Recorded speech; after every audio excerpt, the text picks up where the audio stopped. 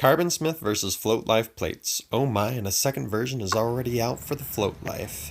So we're going to compare my Carbonsmith plates to a friend of mine's Float Life plates, here shown in this video. Stay until the end for some important instructions on installing any of these plates.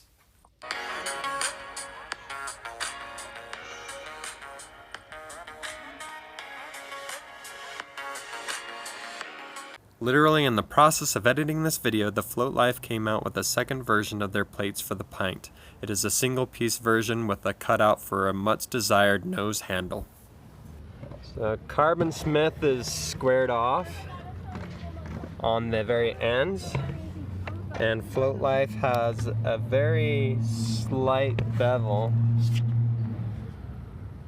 Very slight. And, oh, you're missing a screw, dude.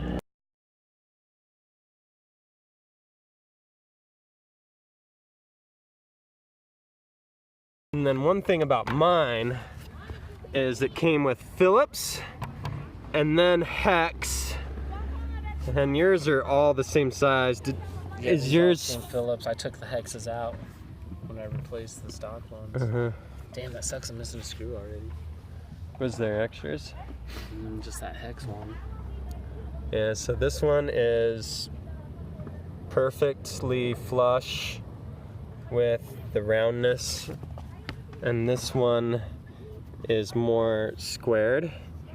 This one has a bevel near the tire, and this one is squared off. Maybe just a slight chine or bevel there, but hardly noticeable. Is the thickness pretty much the same? Thickness is the same. You can buy whichever you think looks better or whichever is more affordable at the time of your purchase. Blake likes having a window available to see the battery info on the bottom of the board. You could cut your own window if you so desired.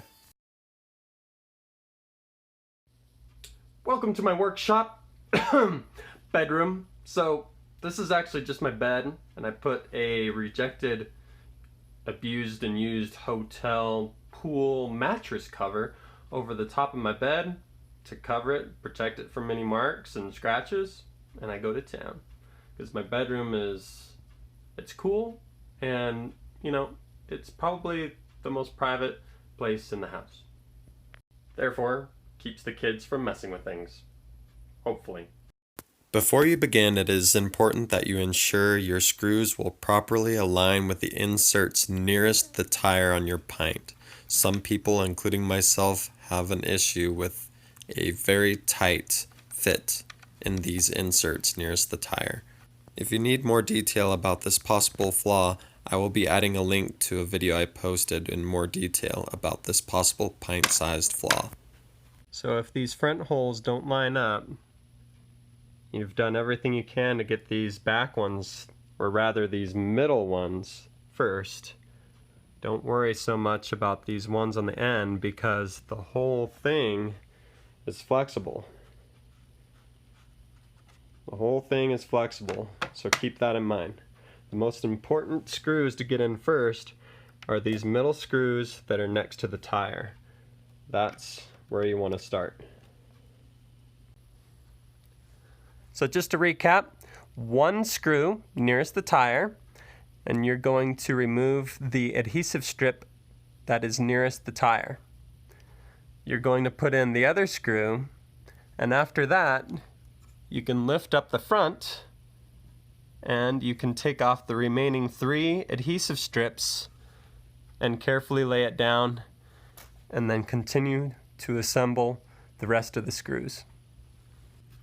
The adhesive backing is a little difficult to grip. You may use some tweezers or even some pliers to get a good grip on it for removal.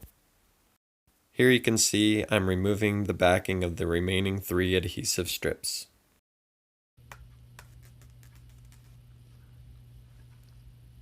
And in case, for whatever reason, if you do not want the adhesive, it comes off, okay?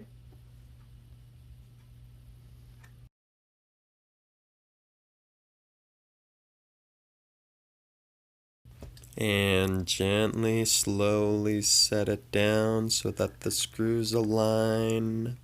Bam. if you're worried about the screws of the Carbon Smith base plate being too long and impacting any interior elements, there's no worry. You can see the screw right there, and you can also see the screw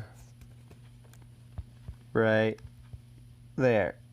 So they have not impacted these cables nearest the tire.